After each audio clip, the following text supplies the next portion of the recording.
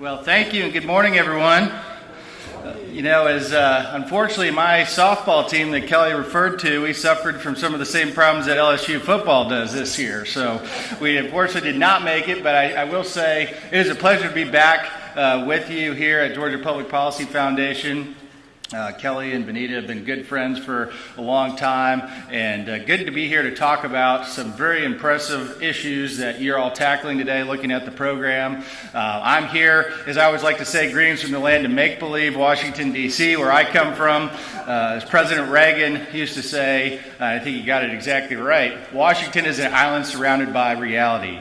And so anytime I have a chance to get off that island and into reality, I take that chance. Last night I made it here at about midnight, just about in time to have my phone blow up and see all the stories about how my Washington Nationals were going to blow Game 5 last night against the Chicago Cubs. And I was hoping, beyond hope, that it would be this fake news that I've been hearing about for this entire year, but alas it was not, and we went down in Game 5 last night. So across Washington today, there will be even less productivity than there usually is. A 4-hour and 37-minute game last night. I think we're going to have a lot of people getting a late start to the morning in Washington. So today I wanted to talk, as Kelly mentioned, a little bit about federal tax reform, and I think we have, as Kelly put it, a generational opportunity to fix many of the things in our federal tax code that have plagued us for far too long.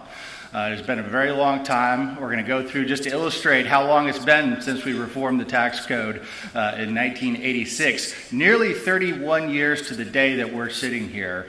President Reagan signed that tax reform into law. But what does that mean for Georgia? What does that mean for states across the country? As I have now traveled all 50 states working with our thousands of ALEC state lawmakers, I think states really will also have a generational opportunity if the federal government can get something done anywhere close to what's being talked about in the tax reform framework. I was on the phone with the White House just after talking to Kelly yesterday.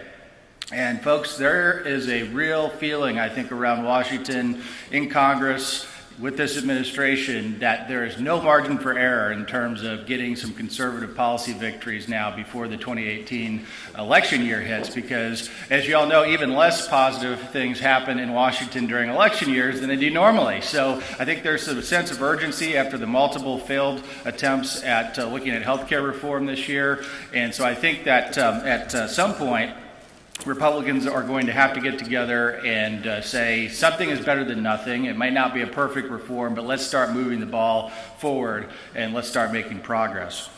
So a couple of things I wanted to share with you today. I've got a few slides, and then we're going to get into how Georgia can perhaps harness this opportunity to become more competitive.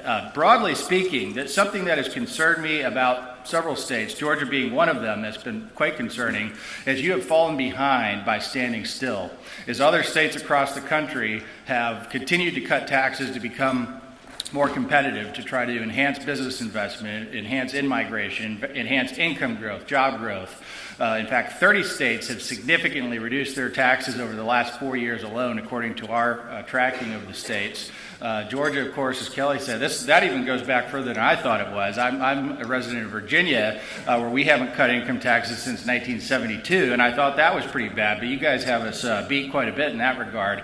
That being said, as other states have moved, we're going to talk about in the Rich States, Poor States rankings that we update every year, now in the 10th edition of the rankings, Georgia has steadily declined in terms of economic competitiveness, not necessarily because of anything you've done poorly in the legislature. There are a few things I guess you could quibble with, such as hotel taxes and a few other things that we followed, but it's mostly the fact that you've got a tough region, especially North Carolina, as we're going to talk about a little bit later. They've been a shining example of, I think, what to do when it comes to enacting real pro-growth tax reform that has had some great effects for its taxpayers across the board. ALEC, as Kelly mentioned, we're a nonpartisan organization like Georgia Public Policy Foundation, but our mission is a little bit different and not a traditional think tank, but as a think tank for state lawmakers. And we work with about 2,000 across the 50 states. Really, we're devoted to three principles. I think there's a ton of overlap here, of course, to the governing principles of groups like Georgia Public Policy. Free markets, limited government, and federalism. Those are our three planks. And we were founded in 1973 committee by a small group of state lawmakers that wanted a conservative caucus to say what are the principal conservative free market solutions at the state legislative level. And we do not take taxpayer money. We ask legislators to join ALEC and they pay $50 a year. That's our deal. We like to practice what we preach as opposed to asking for state appropriations. So as I mentioned, this is not President Trump, as you can tell, the last time we signed tax reform. It's not President Obama. It's not President Bush, President Clinton. That was President Ronald Reagan. As you can tell, it's been a long time since 1986. Bob Dole looked pretty young right there in the left side of that picture, if you can tell. And also from 1986, some of my favorite things, my personal favorite, Ferris Bueller's Day Off, was shot there. And of course, that was the famous cameo of the Laffer Curve that Ben Stein was talking about on the chalkboard. Top Gun was #1 at the box office. And you could tell our technology from 1986 needs a little updating. A couple of other things I noticed, Georgia ties. 1986 was the last time Jack Nicklaus won a major, and he won it at Augusta in 1986. Larry Bird was Athlete of the Year in 1986. And the winner of the World Series, any baseball fans here? The New York Mets. And they beat the Boston Red Sox in the year that Bill Buckner's name became synonymous with choking during any kind of sporting event. So it has been a very long time since 1986. What has gone on at the federal tax code level since 1986? I was with former House Ways and Means Chairman Dave Camp recently, who now runs the tax practice at E&Y. And he has said now over the last 5 to 10 years, we have averaged one new change to the tax code per day for the last 5 to 10 years. And so we wonder why our federal tax code looks like Swiss cheese. Is because the folks that have the best lobbyists, of course, around the Capitol have gotten the tax code the way they like it. Now, unfortunately, that has not meant that tax rates have come down on businesses. Of course, the opposite is true there. Who all here knows the United States now has the highest business taxes in the industrialized world out of any OECD country? We at the federal level are 35%, and then you add the average state and local to that, and we're nearly 40%. While the OECD average has gone down to 22.5% during that time. Now, what has that meant to when you look at multinationals and U.S. multinationals versus foreign multinationals? 1960, the United States had 17 of the top 50 multinational corporations headquartered here. 17 out of 50. Today, any guesses on what that number is? We went from 17 to 6. Out of the top 50 in the United States. And of course, every week it seems like we hear another rumor of why that might be at risk. Another company is going to invert to Ireland or some other nation for lower taxes. You know, folks, we lost Burger King to Canada for lower taxes. It's not because Canadians love Whoppers that much more than Americans do, right? It's pretty clear why these companies are moving to lower tax jurisdictions federally. Now, when it comes to principles of tax policy, and this kind of overlaps at the state and federal level, or any level of government, if you're a local official, it does the same. We're going to get into that in a second. A little bit more about the current state of affairs in Washington. Obviously, probably most of you have read the framework. It's an 8-page document. It lays out some good principles, I think, for tax reform, but obviously it's short on details, and that was done intentionally so. There's lots to work out. We were with Chairman Kevin Brady of House Ways and Means on a call for ALEC members about a week ago, and he expects that we will have a markup process starting in the House early November. And the good news there, though, is it's going to be differently done than I think they've realized some of their mistakes from healthcare reform. And I think they are going to have a much more open, transparent process during the committee markup to talk through members' concerns, to talk through constituents' concerns, and actually hopefully get something that will be very good. Now, a couple of big goals that need to happen, obviously, is simplicity, transparency, neutrality, predictability, and pro-growth. Those are the principles that we've identified. But the first four are necessary but not sufficient conditions. What we need to remember is pro-growth or competitiveness. That principle trumps all of the others, no pun intended. That is something that states have learned the hard way. You can have the most simple tax code and even have a neutral tax code, but if your rates are out of control, it doesn't do you much good. And we've run into a situation now, both on the individual level, but certainly undisputedly the corporate level, that our tax code has become anti-growth and has driven away growth from the United States. There's a reason why there's $2 or $3 trillion at least sitting overseas in profits of U.S. companies that they have not brought back to the United States. Now, there's some discussion as part of tax reform, we'll have some sort of repatriation of those funds to come back and grow jobs here and create new innovation and create new investment in the United States. But let's think about a way that those dollars don't go overseas in the first place. And hopefully with tax reform we can accomplish that. And I'm happy to get more into this in questions, but one of the probably more controversial pieces that you've seen in the news if you've watched this tax reform debate as closely as I have, and that is there's been discussion about getting rid of the deduction for state and local taxes, the SALT deduction. And this has gotten a bit controversial even within the Republican caucus. Reports out of Politico this morning say that there's a couple of dozen House Republicans who are saying we're going to walk away from tax reform if you get rid of our deduction for state and local taxes paid. It's about 1.5 to 1.8 trillion over the CBO 10-year score of what it means. And our members, generally at ALEC, by the way, feel that if you can get lower rates as part of a broad tax reform package, we are more than happy to get rid of the SALT deduction. I've talked to a lot of members about this, and one of the key benefits of getting rid of it is it allows you that 1.5 to buy down tax rates at the federal level, but it also then gives policymakers an incentive at the state and local level to get their own spending and taxes under control and have those fights where I think they're more productive and they need to be had in state capitals versus in Washington, D.C. I actually, and I won't name his name, but I talked to a high-tax state governor recently, and to my surprise, and I don't know how public he's been about this, he was very supportive of getting rid of this deduction, even though he's in a high-tax state. And what he said was, well, I've been trying to cut taxes for a long time at the state level, and getting rid of this will help my ability to make that case back home. But what does it mean for Georgia? It means that Georgia taxpayers, being a relatively low tax burden state, are subsidizing the taxpayers of New York, of California, of New Jersey, those three states make up about 65% of the value of the SALT deduction. So the low tax states, in essence, are subsidizing the high tax states. And folks, there's a reason why this is Chuck Schumer's favorite tax deduction in the code. New York does very, very well with this deduction. It allows them, average property taxes in some of those areas are $10,000 to $15,000 a year. And this would put pressure on those taxes to go down.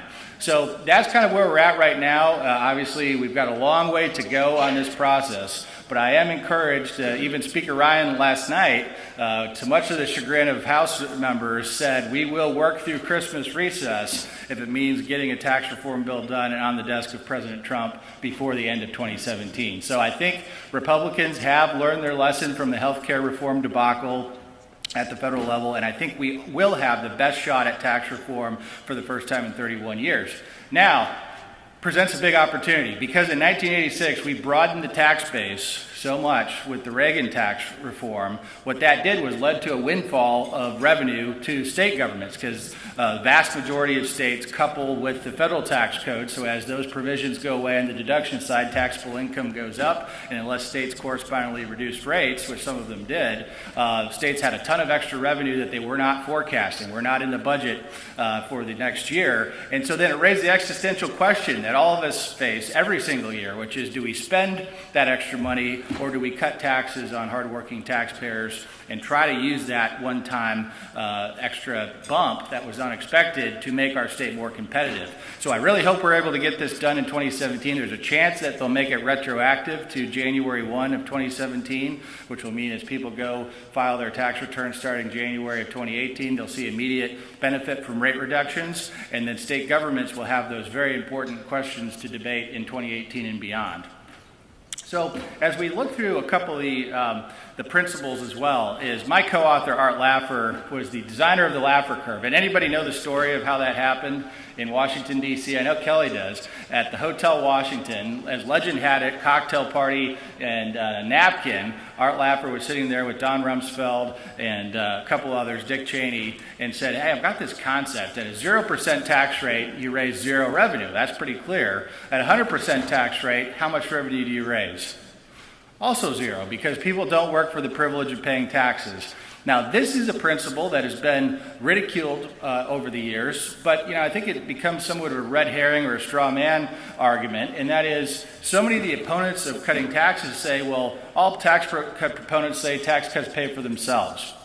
And when I've talked to Art Laffer and working with him on this book project for 10 years now, even Art Laffer doesn't say that. Some tax cuts pay for themselves, but not all. In fact, most don't. But the undisputed fact of the Laffer Curve, and this is something that when we talk about people how to message this issue, is all the Laffer Curve is telling us is that people change behavior based on incentives. It's economics 101. This is incentive theory. As Art Laffer likes to say, this isn't rocket surgery. This is basic econ 101, right? And it is, how do you dispute that? But the scorekeepers in the Congressional Budget Office, as they're scoring these tax relief bills, or the scorekeepers at the state level, many times don't even try to use behavioral analysis, or we say dynamic scoring, as you've seen in the news. They just simply assume that changes in tax policy, for better or for worse, do not impact the behavior of individuals. Now, one of my favorite case studies on this was when Dan Mitchell, formerly with Heritage Foundation in Cato, was on the Hill, and he put up a proposal to the CBO just to get their attention to say, let's enact a 100% marginal income tax rate. And the CBO score, they did all their bean counter things that they do in there, and they came back and it was going to raise trillions of dollars of tax revenue for the federal government. Of course, nobody believed that was going to be true. But that's the basic of the Laffer Curve. It's so important. So to the state level is why we think this is so important, getting it right at the state level. And this decision you all are going to have in Georgia, as hopefully we're able to get federal tax reform done, people vote with their feet to lower taxes. This is something we talk about all the time in terms of the migration. It's so clear, and I won't go through all these numbers, but it's so clear the two groupings of states, and of course Georgia's been a net beneficiary of this, being a relatively low tax burden state and having good business growth in many cases. But look at Texas, Florida, huge in-migration gains. North Carolina, the state that I mentioned before, moving from about 25 in our rich states, poor states competitiveness index to number 2 nationally. One of the biggest jumps in the history of our rich states, poor states report by getting tax reform right, lowering tax rates, creating a flat tax, killing their state's death tax, reducing business taxes. And what has that meant for North Carolina?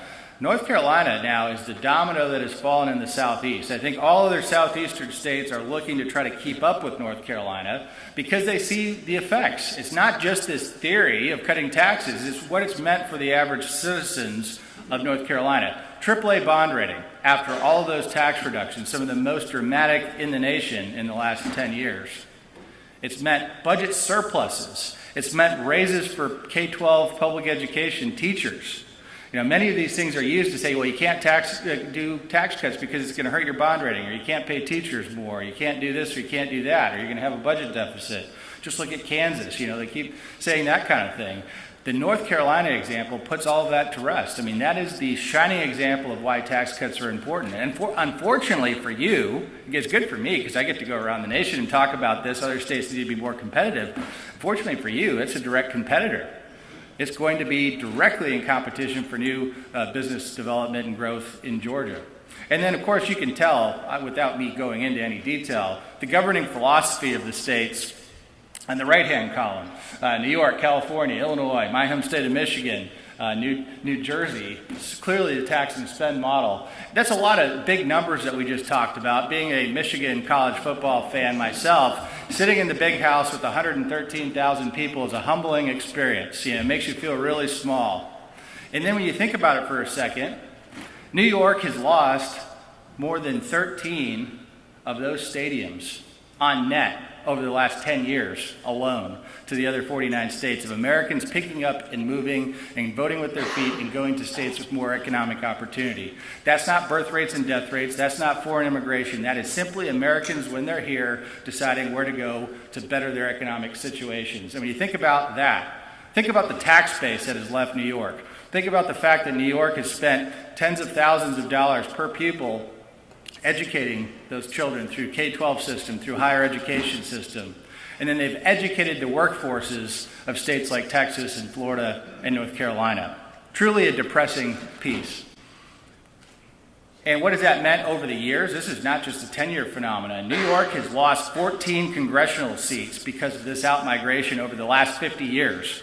So for those of us on the right, probably it's good that more Chuck Schumers are not roaming the halls of Congress, but losing 14 congressional seats over the last 50 years is truly something to look at and try to avoid that fate clearly going forward. Some people will say it's all about the weather. They will say that taxes aren't really the determining factor of why people move from one state to another. But two of the places that I've been in the last few years that I've never wanted to leave because the weather was just so perfect was California and Hawaii. And if that theory was true, those states ought to be booming. Well, it turns out California, of course, is one of the highest outmigration states. Not to mention they have so many things going for them as a state with Silicon Valley and so many other amenities. And then Hawaii has even lost 8 out of 10 years now, more Americans than it has gained over the last 10 years to the other 49 states.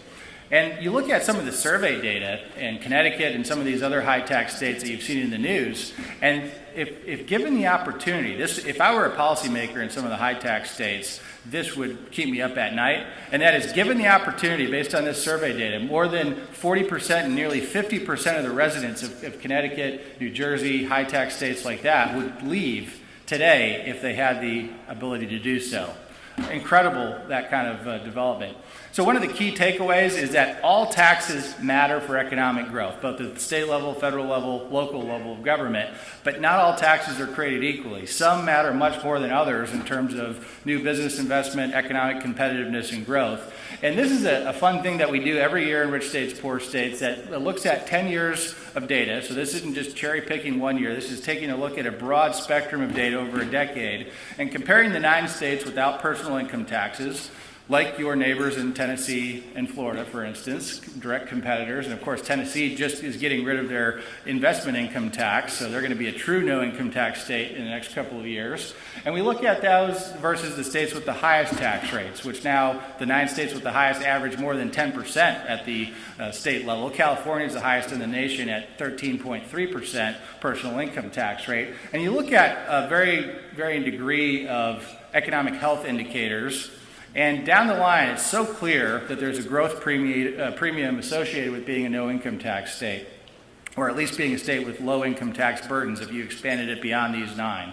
Just incredible. Even you look at tax receipt growth. It gets back to the idea of really the Laffer Curve in that sense, in that when you have more in-migration, when we think about those stadiums full of Americans moving from one state to another, that's the tax base, right? And so even while Texas doesn't collect a tax on income, they collect a lot of sales taxes and a lot of property taxes based on those millions of people that have moved into Texas over the last 10 or 20 years alone.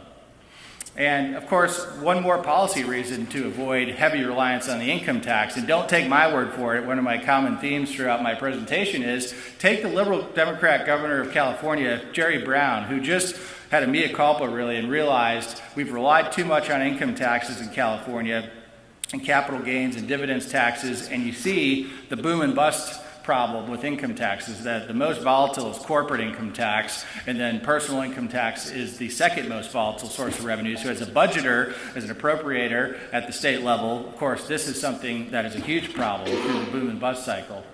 And as I mentioned some of the high tax states earlier, it turns out that generally, what we find is when states have high taxes on everybody across the board, what they like to do to make up for it is by giving out special favors to one industry or one company over another. And New York has been the worst in Rich States, Poor States, 50th out of 50 for almost every edition of our book. You've seen the outmigration, some of the highest tax rates in America. But what has New York done? Has everybody seen the TV ads that New York has been running across the country? So first thought on that is, well, yes, good. At least they think taxes matter now, because for years they've been saying high taxes won't cause any kind of problems for our state. But secondly, as a state, at least now they're going out and doing it, but they're doing it the wrong way. They've spent something like $53 million on a national ad campaign. So lesson number one, if you need to spend $53 million on a national ad campaign to tout your state's probably not in very good shape to start. But the question is what have they gotten from that? Government's own numbers in New York indicate that $53 million spent, a grand total of 76 jobs were created. in the first year of the program. Most of them probably in the TV ad making business, my guess is. Right? So that's what not to do. High taxes on everybody, and then cronyism and picking winners and losers to make up the difference. So our ranking of the states, in rich states, poor states, top 10, Utah has been number 1 for all 10 editions of the book. We can get into some of those details if you'd like. One of the hot takes on that, though, is they got pension reform done about 7 or 8 years ago. This is one of the biggest threats to state budgets and state finances going forward. Not going to talk about it in length today, but Utah got ahead of that, moved to the defined contribution model, the 401k style model that's worked so well in the private sector. It's helped keep them at the top. Indiana and North Carolina, as I mentioned, North Carolina, one of the biggest winners over the years. North Dakota, Tennessee, Florida, a couple of your neighbors, right there in the top 5 or 6. Texas also in the top 10. Of course, you don't see Georgia there, which is somewhat of a new trend. And as I mentioned, you've fallen a bit in our rankings. Bottom 10, New York, 50th out of 50. Probably not any surprises on that list, and not many southeastern states, as you can tell on that list. So Georgia comes in at number 17 nationally. Now, certainly, 17 is not 45 or 50. You're not in an Illinois or Connecticut situation. However, a few concerning trends to that we'll talk about on the next slide. Some of the things that help keep you in the top half, obviously no death tax, being a right to work state is so important. It's a yes or no factor for many business development folks. And then low remaining tax burden outside of income taxes, sales taxes and property taxes. Mentioned the recently legislated tax increases on hotels and a few others. And then lack of spending and tax limitations like supermajority requirements for tax increases like some states have used, or Colorado's Taxpayer Bill of Rights, which is a great way to limit government growth going forward. Here's the Georgia history. A couple of key takeaways as I was looking at the 10 years of history getting ready for this. 17, what I said is not a horrible score. This is Georgia's second worst score in the 10 years of the report. In fact, Georgia's was in the top 10 for 7 out of the 10 years. This is only the third time outside of the top 10 in the Rich States, Poor States Economic Competitiveness Index. And as I mentioned, states can fall behind simply by standing still. And that's a key message to be learned here and in many states across the country. So we have a resource for you. Not only do you have the hard copies, we have a brand new website, richstatespoorstates.org. And it does a couple of fun things that allow you to really empower you to see how can you make Georgia more competitive based on policy changes. So I encourage you to check out the website. One of the things it allows you to do is you can pull up the Georgia page, and then you can change any of the 15 variables that we have and input your own tax rates. Let's say you want to get 6% down to 4%. Or change any other variable, and then see on a real-time basis on the website what it would do and what it would take to move, let's say, Georgia from 17 back into the top 10 again. So we've empowered all of you to go out there and see how do we make Georgia a top 10 state again for economic competitiveness. So in conclusion, don't take my word for it. As I always say, take, in this case, Liberal Democrat Governor Daniel Malloy of Connecticut. If you've watched the Connecticut drama unfold, they lost a little family business last year, General Electric. Where did General Electric go? They went to Boston. Now, if you're losing businesses to go to Massachusetts for lower taxes, you've got real problems as a state. And as it turns out, luckily, Daniel Malloy realized this, and it says, I've raised taxes multiple times, and it's not working. What you need is economic growth. So folks, don't take free market economist Jonathan Williams' word for it. When you're there at Thanksgiving table with your liberal uncle or your liberal niece or nephew, talk about Daniel Malloy and how this has completely destroyed Connecticut, a state that was a no-income tax state 25 years ago and was a huge beneficiary of high income tax of New York, people moving out. They've, of course, seen that completely reverse. And a public service announcement, if I were to condense down 10 years of research and traveling the states and our lessons learned when it comes to tax policy in one slide, it is, don't be like Illinois. They are a state that has been the epitome of the tax and spend model. They just raised income taxes this session 32%. After not even having a budget for 2 years, they had something like $15 billion in unpaid bills, the worst unfunded pension obligations in America, and now they are going back to taxpayers and asking for more. Do not be like Illinois, if there's one thing I can tell you. And so with that, we've got some time for questions, hopefully. There's a huge opportunity, as we've talked about, at the federal level, and let's all hope to God we can get it right at the federal level. And I think if we get it right at the federal level, Georgia will be presented a huge opportunity, a generational opportunity to get it right, keep up with North Carolina, Tennessee, Florida, and become that top 10 state in economic competitiveness once again. Thank you very much for the invitation.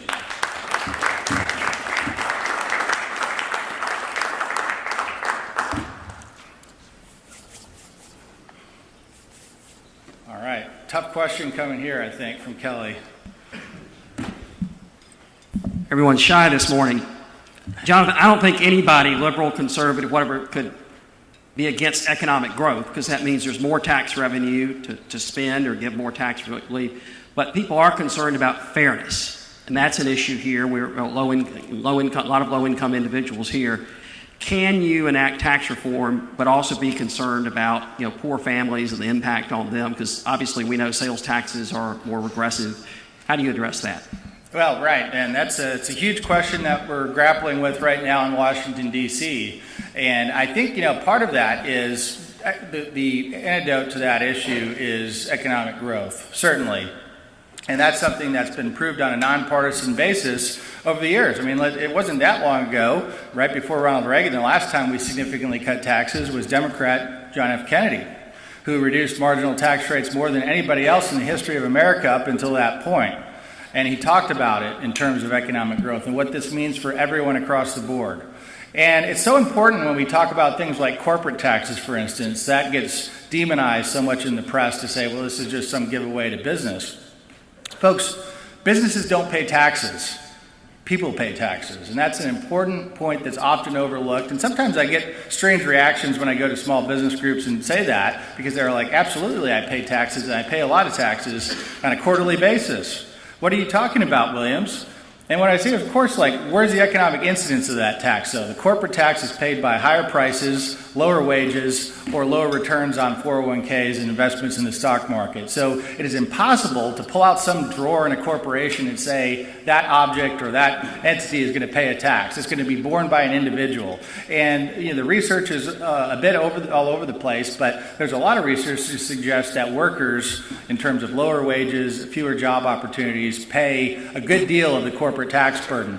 Another point of that, Kelly, and the question of kind of the distributional piece of this tax reform, both at the federal and state level, is over the years, with so many changes to the tax code, well-meaning individuals sometimes will get elected and do things to the tax code that are politically popular, but not all that great economically. And that's why we have tax codes at the state and federal level that look like Swiss cheese, as we've talked about. But many of those are aimed at certain income groups. So what you have today is now percentage of folks that bear the burden of income taxes, specifically at the federal level. I wrote down a couple things before coming here, and that is the top 20% of income earners at the federal level now pay 95% of federal income taxes. And this top 1% that we hear about a lot of American families, which to get into that top 1%, I think it's an income level of about $379,000. The top 1% now, and it's about 1 million families at that top 1%, will pay 45% of all federal income taxes. So when we've got a system that is so heavily slanted towards who's bearing the burden of at least federal income taxes in that case, by definition, cutting taxes is going to mean that folks on that end of the spectrum are going to see a big tax cut. However, the way that the framework is put together, if you look into the details, it includes things like doubling the standard deduction. Up to, for a couple, it would go up to first $24,000 would be tax-free at the federal level. Perhaps, and this is a bit of area of ambiguity at the moment, but the current child care tax credit, $1,000, could be $2,500 per child, has been talked about, or $2,000. So you're going to see some real benefits at all levels of the spectrum, but I think it's so important to kind of take a step back from the provisions and who wins and who loses from individual provisions and talk generally. And what would it mean if we got 3 or 4% economic growth again in this country? That's something we're sorely missing at the moment. This is something that a lot of people don't realize. Coming out of the 2008 economic downturn, This was the weakest recovery from an economic downturn in the United States since World War II. President Obama was the first president not to see 3% economic growth in a year. In fact, Art Laffer told me this the other day. President Obama's best year of economic growth was worse than President Bill Clinton's worst year of economic growth in the 90s. We have had now 8 years of lost economic growth, and until we make up that competitiveness deficit, get tax reform, get regulatory relief at the federal level, it's going to be very difficult to get that 3 to 4% overall growth. And what will that mean for wages? What will that mean for income levels? So I think, of course, the rising tide lifts all boats, and I think it's so important that we can keep the broad picture in mind when talking about tax reform instead of getting kind of too weighed down in some of these individual provisions. Question back here. I'm Leo Smith. I'm the zero income tax candidate for District 60 here in Georgia, running for state senate. Talk to us a little bit about the impact of social policies and their competitiveness with zero income tax plan when it comes to corporate migration. Could you speak to that a little bit as it relates to that? Yeah, what kind of social policies are you referring to there? Let's say something. It looks to me that, for instance, North Carolina has not been heavily impacted by having religious liberty laws or laws that some people on the progressive left suggest is suppressive. In the same way, you think about corporations that left America, and they went to some regimes and set up shop, even though they didn't have the best religious liberty environment. So could you speak to that, please? Yeah, right. So, yeah, the North Carolina example with tax reform is just so impressive, and encourage you to look into it more, even beyond what we're able to tackle today. This was a state that, of course, had a tax code that hadn't been changed in roughly 100 years when Speaker Tillis came into power there before he went to the United States Senate. And so many of the changes that they made, I think, are game changers for the future of North Carolina. But let me give you an example on kind of the issue of why companies move from one state to another. Is, living in the metro Washington, D.C. region, companies have three clear choices that they could decide. And right now, of course, if anybody's seen the news of Amazon, of course, looking to build a second headquarters, 50,000 employees, a big deal when it comes to state economic development. They're looking at the Washington, D.C. region as one of the possibilities. But for instance, when Northrop Grumman did in the last 5 years, or where Hilton Worldwide, a hotel chain, decide they wanted to move into the D.C. area in the last 5 years, what were the things that mattered to them? I remember a couple of D.C. and Maryland were somewhat in the running, I guess. They, of course, all went to Virginia. I won't bury my lead there, as all these companies decided to go to Virginia. But, some of these states and localities were making social arguments as to why companies should go there versus other states, and saying we're friendlier to this or that, and making the social issues kind of the lead.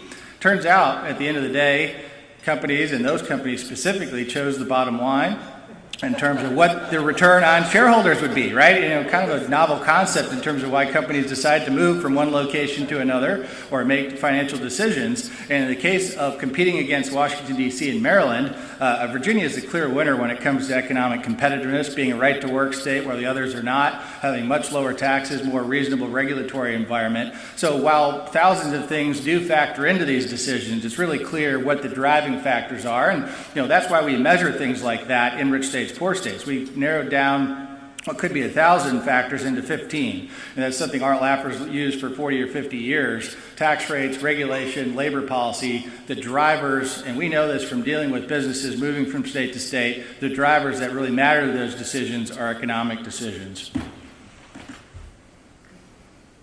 All right, very good. Thank you very much.